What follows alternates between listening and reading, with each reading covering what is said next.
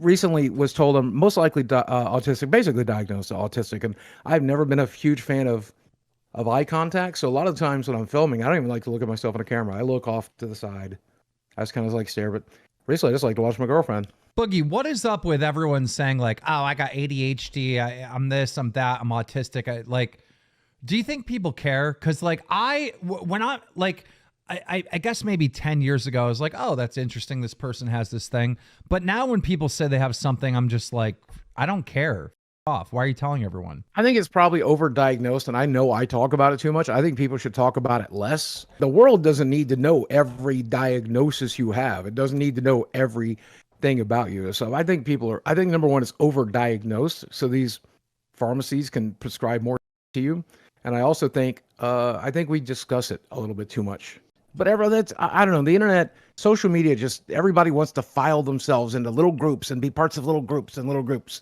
I don't want to be part of a little group. I want to be a part of a big group. I just want to be people doing I don't know.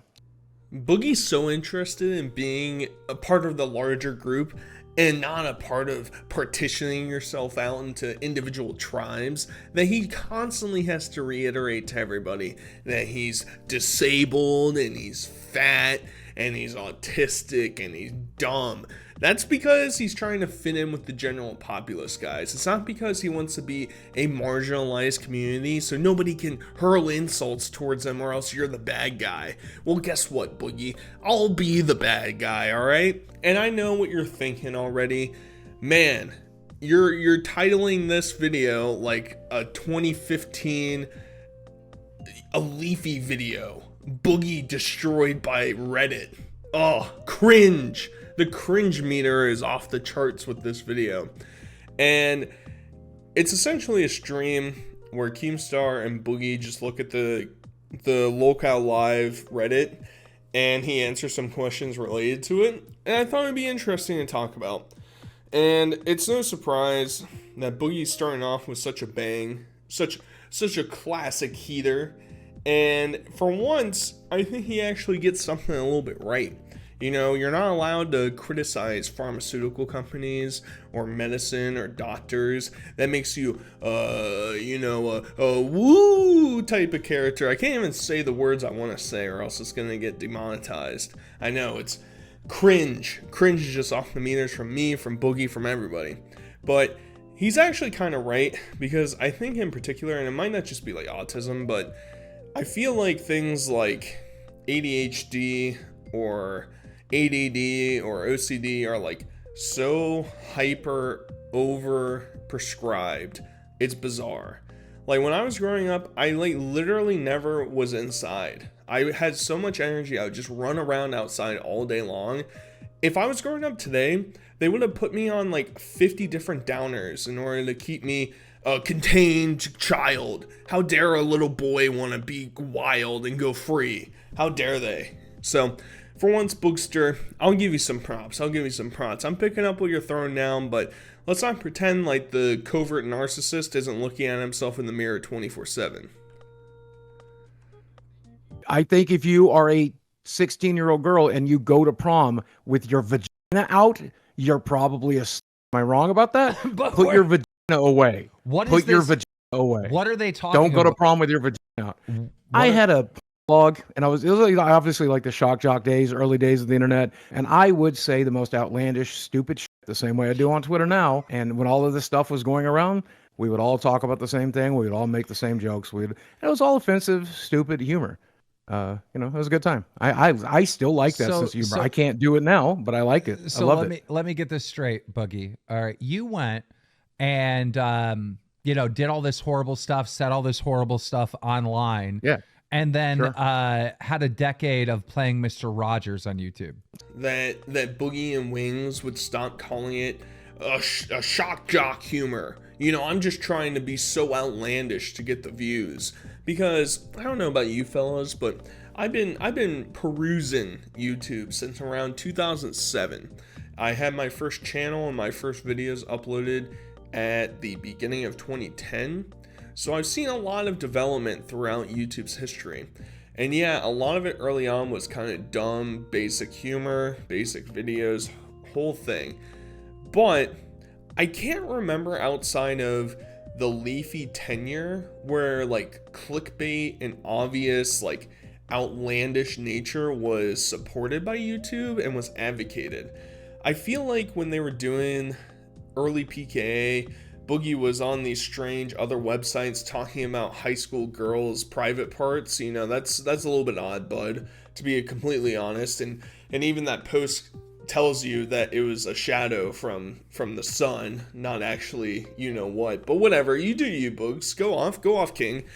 And I feel like the whole shock jock thing is just a deflection. And I wish people would just own up and say either I disavow what I said in the past, and that's not who I am now, or yeah, I said that stuff in the past because I thought it was funny, and I probably still think it is funny.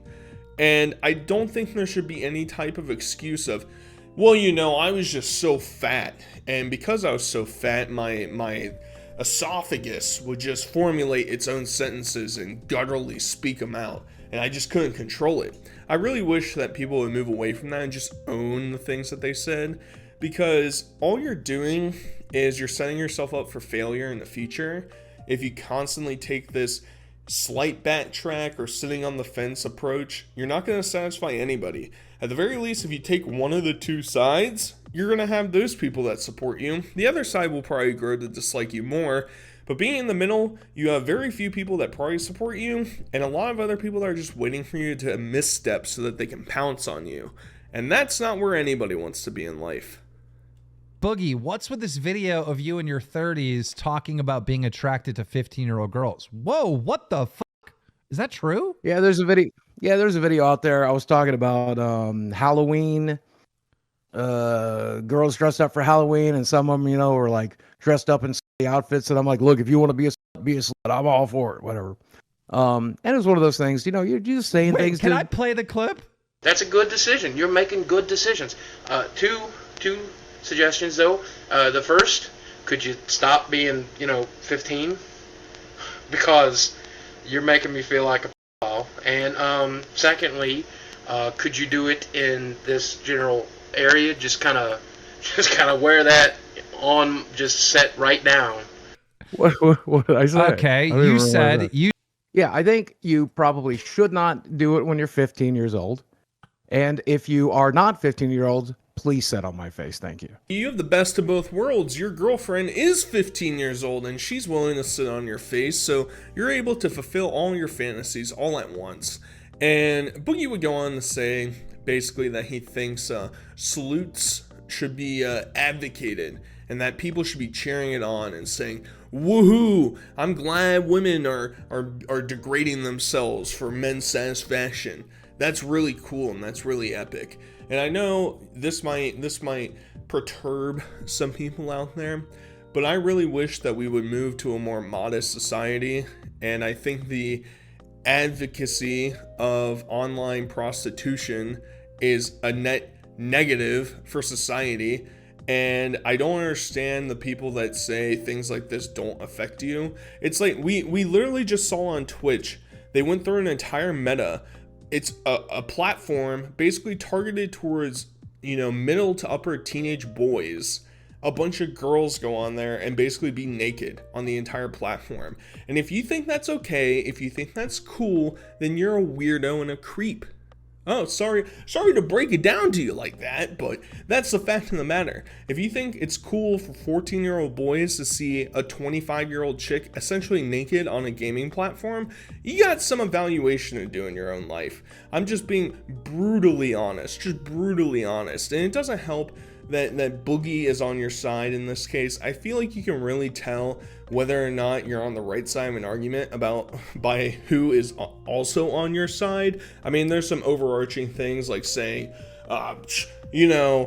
drinking water is a necessity. 99% of people would agree with that. It's like, well, yeah, obviously. But the more controversial issues, figure out who's on your side before you start, wholesaling your soul towards that method. Sit down. Dude, you need to play this game the way it's supposed to be played. Use guns. I do what I want. Get better.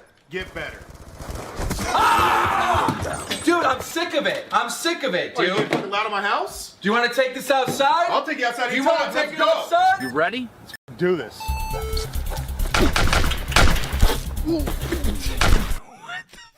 Is this? I don't even remember making this. Hey, Blade, say hello to my little friend.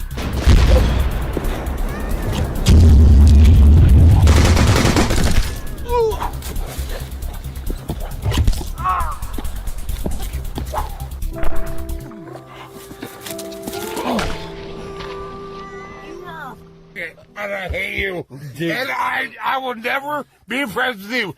Who's the daddy? Whoops. Basically a reaction within a reaction within a reaction going on here. I know it's bizarre, it's insane. How dare this happen on your video? But I think it's telling the Bad Kids podcast era of Blade and how mostly normal he was. It's weird because his mannerisms feel the same. It still feels like he's like a 30-year-old guy trapped in a 18-year-old's body. It's pretty bizarre, and that's what Keem was for a really long time, and he sort of grew out of it, I guess. But the point that I sort of want to hark on a little bit here, and I know it's gonna be a little bit harsh, it's gonna be a little out of left field, but Keem has been hyping up how successful this podcast has been. Yet they have less than 400 members on their subreddit. And I get it. The subreddit's new. The podcast has only been going for 3 months. I get it. I understand the whole thing. But when you reference it to other locale-centric, Reddits, you got the King Cobra JFS Reddit has 30,000 followers on it. And this one has 400. So it makes me a little bit queasy, makes me a little bit uneasy about the direction that this podcast is heading, because I don't really think there's a ton of longevity built in unless they manufacture drama, which, fun fact, they do towards the end of this video. Not underestimate how lazy I am. That's the biggest issue. I just rather make the monthly payment than to try to sort through a million magic cards and slowly sell them off and do all this stuff, try to get max value. When it comes down to it, and it will probably sometime this year, when it comes down to it that I have to absolutely sell it, that'll be motivation enough, right? I'll get off my ice and finally get it absolutely done. And Caleb Hammer really hammered it home when I went on his show. And he's like, look, if you pay this off, it's going to put $600 more in your pocket every month. Do this. So I'm in the process of getting it done. We started sorting magic cards and stuff, but I don't know. Most of this in this room, take a look at the stuff behind me. Who's buying a Boogie2988 poster a fan made? Who's buying a Boogie2988 shield? Most of this shit's worth $5, $10 at a yard sale. You sell everything in this room, we make $500. Oh my God. That's a monthly I have payment. a really good idea. No? All right. Doesn't Boogie bring them to the live show and sell them there? Keem, nothing says support like your fans showing up and spending $6 on a Boogie shield. At that point, most of the stuff that's personalized for Boogie that aren't directly made famous by him, if it was the Francis shirt, maybe you can make some buckaroonies off of that. But if it's just something a fan sent you or you had specially ordered or something, why in the world would anybody want to buy that? It doesn't help that Boogie's also not like Mr. Beast. He doesn't have this passion. He does. He has some form of passionate fan base, but not enough to show up and start shilling out hundreds of dollars for useless junk that doesn't mean anything to them. I would buy Boogie's play button. I'd do that. I'd be like, hey, Boogie, I'll give you $100 for your play button. $100.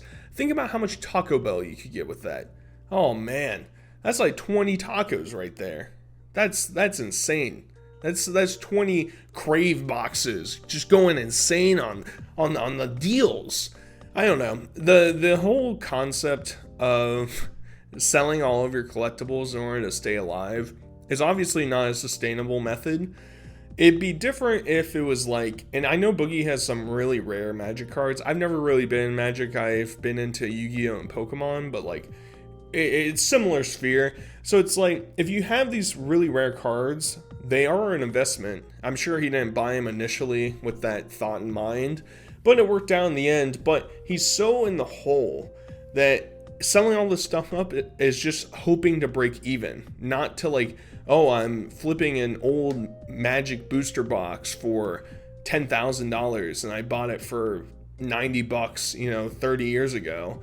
It's unfortunate that it's shaken out this way for Bookster, but I wouldn't get your hopes up on selling random crap to strangers who are probably mostly broccoli-headed teenagers who don't have the funds in order to support you. Sorry, not sorry. It's a scale. Right, here we go. Oh, here we go. It's pounds because I have 404. There you go. 404. 404. Jesus, it's 404. double me. Ladies Well, and gentlemen. wait, they thought you were lying. So what was the weight they thought he was? Damn, he they had to pick the entire fucking screen up to move the camera? 404. It was 404. My girlfriend is 23 years old and I still think Boogie's a pedophile. I do. You know, if you could take a bullet for Uncle Sam, you can take a load from me. That's my opinion. So. Jesus You know. Christ. What is this show? It's just a perverted creep on the internet saying these things. It's not endearing. It's not funny. I know they're hamming it up. It's, oh, this is so goofy of Boogie. But Keem's 100% right. Anybody that's dating anybody that's, unless you're, you know, 70 dating a 40-year-old, I still think that's really weird and really bizarre. But it's completely different when you're dating somebody close to legal age and you're 30 years older.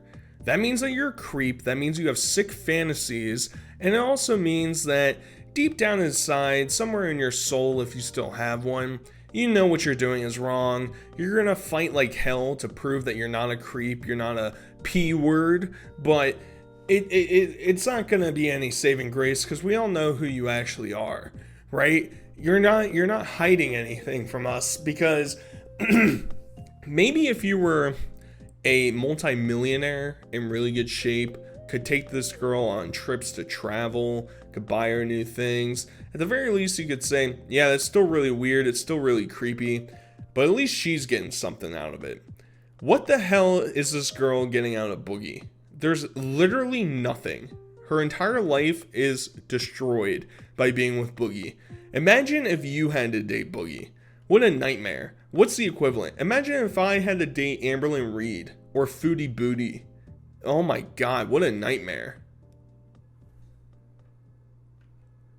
Somewhat some sense of realness is coming through this podcast, but like, dude, like people just hate you and you haven't done the things online or the evil fucking things that other people like Sneeko, like you're not outlandish like Sneeko saying crazy horrible things. I really think it's because they look at you and they think, well, he's not authentic, he's just a fraud. I think that Bingo. is it. Yeah, that's probably it. Yeah. I'm trying to schedule a time for these guys to record, and Boogie's like, well, I have to go hang out with my I'm like, I don't care about your fucking Christmas, I don't care about your fucking holiday. We have to do the show. Like, I don't fucking care. Like, why are you trying to make me feel bad that it's going to cost you $500 for a hotel? I don't care. Like, we have to do the fucking show. But even in that moment where we had to get the show done, you were trying to guilt trip me, and I feel like to the audience, I just thought we could get it done on Thursday, and I'm like, if we have to get it done on Wednesday, I'm gonna have to change all these plans. Can we please get it done on Thursday? And it turns out we couldn't, so we got this. I have the money to make plans. got it I mean, done. I barely have the money to make plans, and I don't have a financial problem. That's what. Or maybe even a little bit more because I'm bad at counting fast food receipts. I deserved it. I wanted it, and I didn't want anything to get in the fucking way. But you know what? I made it happen. I packed up my shit.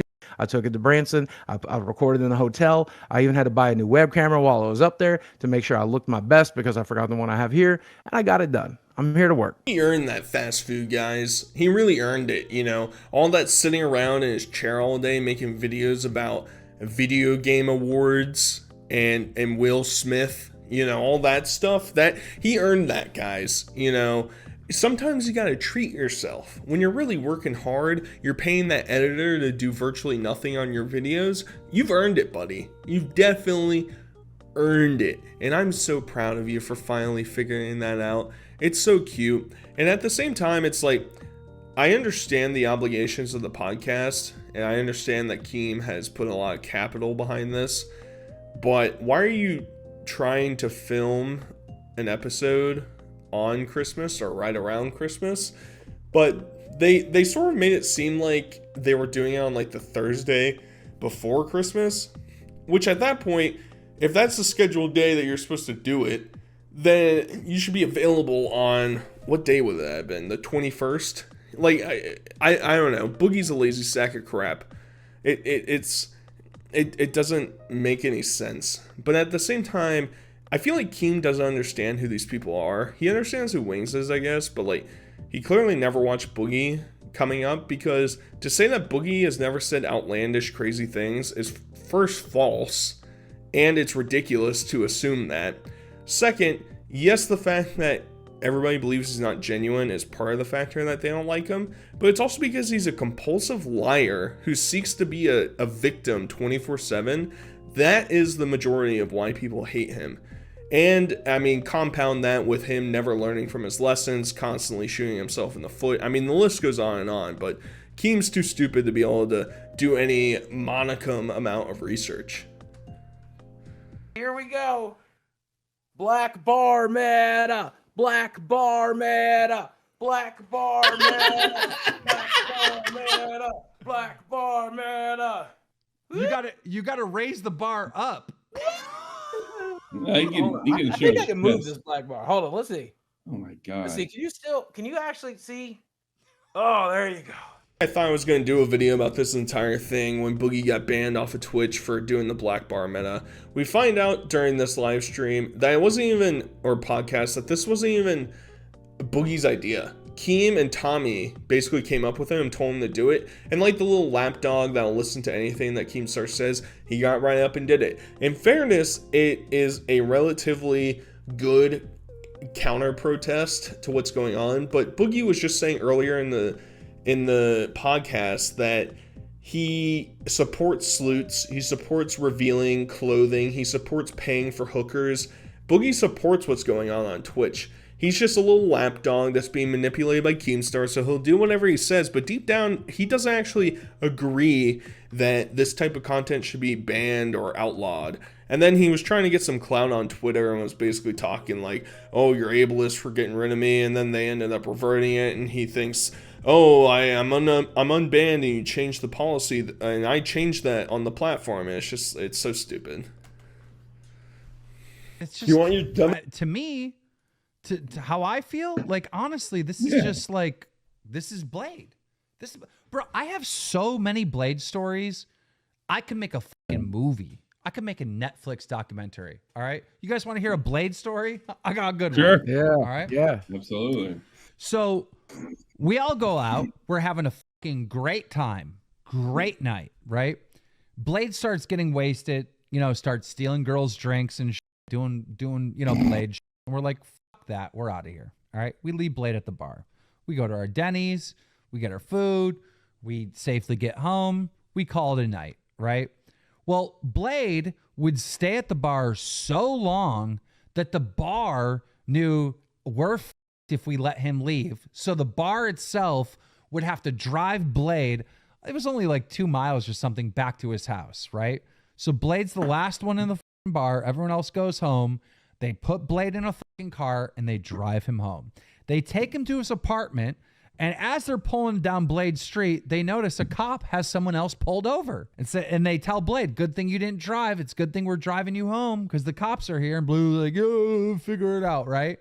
So they let Blade out of the car and they say, go walk into your apartment, all right?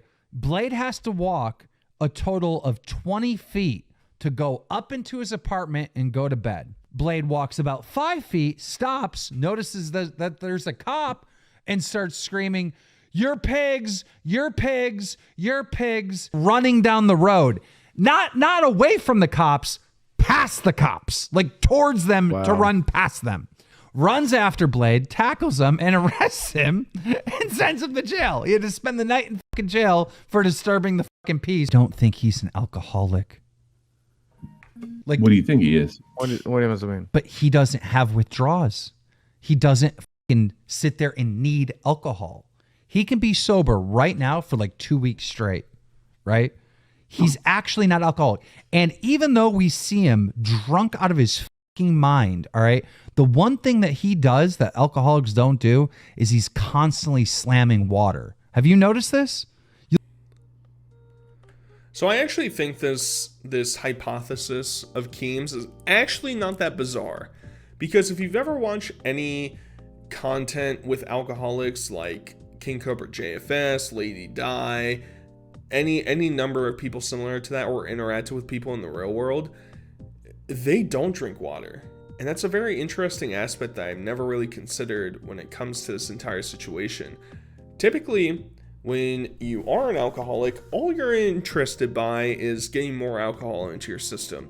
You're not interested in making sure that you mitigate the hangover you're gonna have so that you're ready to go the next day. Blade might be immune. He might be. Now, obviously, he's taken the effects of what alcohol can do to you, but has somehow dodged alcoholism, potentially. I think it's an interesting analysis. I also like the idea that Boogie, he's so interested. Oh, you guys want to hear an Only Use Me Blade story? Yeah, I definitely do. Boogie, a week ago, you didn't even know who Blade was. You thought he was married with 2 kids. And now you're over here saying, yeah, I'm really into hearing a story about Only Use Me Blade. Give me a break, you fake sack of shit. My girlfriend's 20 years old. Fuck you if you don't like it. I don't really care. Yeah, but nobody likes you. I talk This is about what what we're I'm trying talking to about. say. Do what I talk about. Yeah, I know. Trust me, I know. It worked. It backfired. It backfired You are the utterly. most hated person I've ever seen online. Like, nobody. It's really mind-boggling, isn't it? I'm telling you, dude. Like, I at one point was the most hated person. Didn't slow me down at all, right? Yeah. And then it came to a point where people started respecting me because I was like uncancelable. Chaos. The world isn't controlled chaos. Like you know, I don't know. I've fucked up so many times and hurt myself so many times. So I'm like in this like cage. I keep myself in this cage and I'm scared to step out of it. I'm scared to even explore who the hell I actually am. And so with these next sessions with Ryan, that's the goal. Explore authentic, true, genuine Boogie. Figure out who that is. Figure out what I think, how I feel, what I do, whatever. I don't know what put me in that cage. I don't know what locked me in that cage. Looking girl who's watching Disney in the other room. She looks like an adult. Because she is an adult. She looks like an adult. Because she is an adult.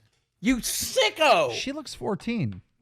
She looks like an adult because she is an adult. I can't help it if your perverted ass looks at somebody and sees a 14-year-old girl when she's 21 years old, for sakes. That's up to you. I can't fix that for you. 15, 16, No, 16. she looks like an adult because she is an adult. Come on, listen to me. She looks like an adult. Otherwise, if everybody agrees that she looks young, then I'm gonna look like a creep. Come on, guys. You have to think that she looks like she's 28 years old. Clearly, the girl that has no chest, no features at all, has freckles on her face and wears tiny eyeglasses with a soft rounded face like a child, surely she looks like she's a Victoria's Secret model at the later end stage of her career. That's what she looks like. Come on, guys, get behind me. And of course Boogie has to take the victim mentality of, well, I'm just stuck in a cage, guys. I'm just stuck in a cage. I hope I can get out of my cage this next year. I really hope I figure it out, guys. Don't you feel bad for me? Feel bad for me. Come on, guys. It's been so hard for me sitting around eating food and drinking Mountain Dew all day. Come on, why don't you guys feel bad for me? I'm registered as disabled by the federal government. Feel bad for me. Come on, please. I'm trying to organize them to like set up a recording and everyone's got to fucking, oh, I can't do that. I got to do that. I got to do that. I'm like, bro, I fucking put in I clocked my hours last week. I put. I have this from now on. You don't have to worry I about put this. in It's my 11 responsibility. hours at least a week into Laucow Live, and these guys put in fucking 2 hours, and they can't. I'm over organize here right getting- now. Right now, I'm talking to the emote guy to try to get emotes for the live stream I'm currently doing. No. Hold on. I'm doing work too. Hold I'm on. doing work too. He connected me with the emote guy, right, to get emotes for you or whatever the fuck they are. Emote guy. And he let 15 days go by without a message. 15 days. It's the holidays. Some of us do shit, team. First off, Freudian slip on Keemstar's part right there, calling Boogie an emo for not responding back to the message of some random emote guy. Very, very good Freudian slip. I'm a big fan of that, Keemstar. Big ups to you. And secondly, I find it funny. I know Keemstar's a busy guy, allegedly.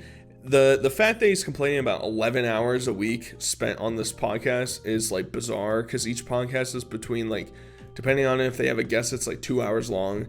So maybe you have to set up some things. I know trying to get these fatsos to show up and actually do their job is probably a difficult task, but let's slow down a little bit there. And yeah, it's if Boogie had ever worked a office job and had never had to deal with something like this, whether it be sales or contacting a client or contacting a manufacturer or something like that, you'll come to realize 15 days is bizarrely long. Like, you can wait a week in between maybe, and even that's kind of long to get a response back, because things are moving fast paced, but Boogie would never figure that out. Either way, I hope you guys enjoyed this video. Until next time, I'll talk to you guys later. Peace.